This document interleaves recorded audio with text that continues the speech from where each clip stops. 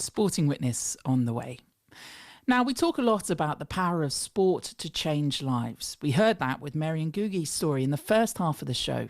And that's exactly what basketball superstar Mo Bamba has done, changed lives. From making people aware of COVID vaccinations to inspiring development of basketball and still rocking it in the NBA. Is there nothing he can't do? Well, last year, the 24-year-old visited Ivory Coast, the place he now says feels like home for the first time. I've been talking to my mom and dad about getting back to Africa, since I was 5 and onward. We've been talking to my parents about possibly planning a trip back to Africa. But, every summer, whether if it was just, our financial problems or just, what was going on in the world, we just couldn't make it. So this trip had so much more of a deeper meaning, and finally being able to get over there and just be around people who I love and who love me was the world. You step off that plane, you walk through that airport, and there are a fair few people there, weren't there? There was a lot of people there, and part of it was because the national team had just landed a few hours before me.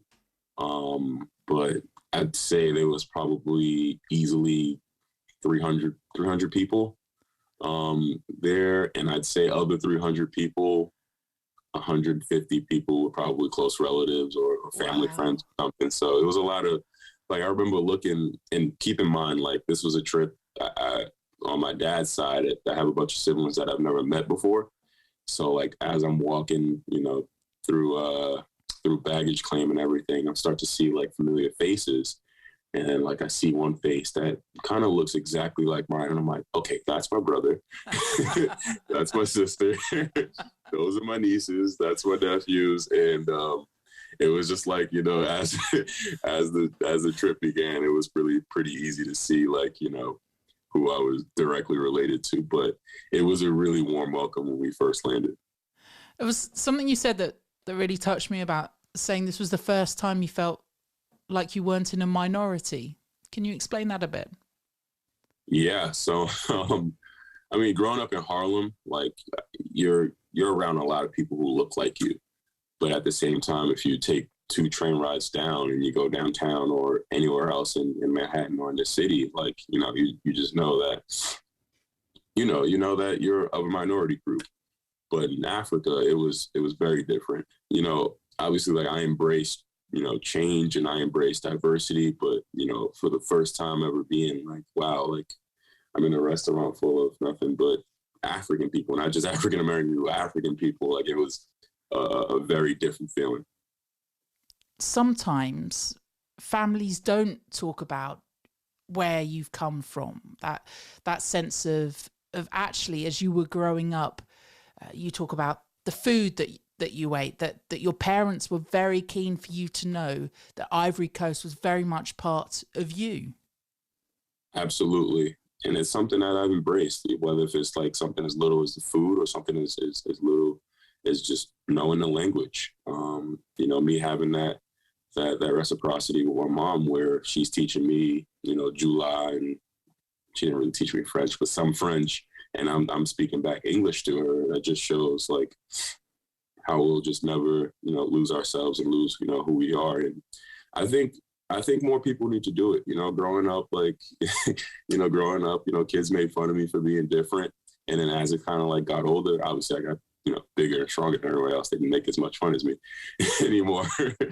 But, as I grew up, people started to look at it as being different is cool. So, I tell different African kids in different cities all the time, listen, you may have been born here, but, be in touch with your roots and just know where you came from and embrace it as much as you can. Where does this want to try and do something with those that you meet for basketball in Ivory Coast? Where does that come from? Well, that just comes from, again, my family. I'm big on giving back, and I get that from my dad. Growing up, we weren't the wealthiest of families, but we always found a way to give back. And that's in our culture. That's just what we do. But for me to get back to Africa, that was almost easy. It didn't necessarily feel like a responsibility, but it felt like something that needed to be done. And I wanted to give back in such a way where it's a reoccurring thing. I don't want it to be one of these one and done things where it's just all right, shaking hands and cutting the check and then we're on with our day, we're on with our year, whatever. I want it to be something like that I'm part of, and that is something I can like see the progress of every year. And it was so well received by just not like, people and the news and the broadcasting and all of that, but just by my peers in the NBA, because you'd be surprised how many NBA players are of African descent. And one of my good friends who plays for the Lakers, Wayne Gabriel, he saw the project that I did and he reached out to me like, listen, bro, like I've been trying to like do something like this in Sudan, in South Sudan. And, we're trying to find the right materials and the right builders and this, that, and the third. And I was like, listen, like, whatever you're doing, you have my full support. Just let me know exactly what you need and how I can help. And to me, that was such like a heartwarming thing, because it's the direct effect of just like, what I did is going to branch out and be something that's going to be all over the continent, hopefully one day. Even if this court doesn't produce NBA players, at minimum, I just want to give these kids, a safe place to play and, just be able to be a kid. Did any of them rap your song to you, or would that be maybe the language is a bit fruity, maybe not? Yeah, it's a little fruity, as you you said, so maybe not. I should explain for those listening, although I don't need to explain. It was that viral a hit sensation. There's a certain rap that is named after you, or at least your name carries the rap, that did brilliantly across the world. Is that one of the things that you think? I mean, clearly that's a silly thing as a legacy to have in the future. But does that make you realize, wow, just look at what I'm doing and the impact it's having globally? Yeah, and I just want to, give credit where credit is due. Like, that song is by another fellow African. He's Senegalese, and honestly, we might be related. We have the same last name. We have the same last name. We grew up with each other in New York, and we went through a lot of the same things as far as, like, not necessarily being bullied, but, we didn't embrace being different because we just wanted to just be normal. But we both grew up African in New York, and we both obviously lived two different lifestyles. But to see where, African culture and African impact can come into just the world is is mind-blowing. I said I'd hit you with the pride thing for your family, given what you've just said. I mean, you went back with them. Some of your family came from Mali on motorbikes, I hear, to drive across to come and see you. What do they say to you about this, about what you're doing, and this young guy growing up in Harlem and the man that he's become? Yeah, they love it, obviously. My family's probably my toughest critics, but this is something that you can't deny.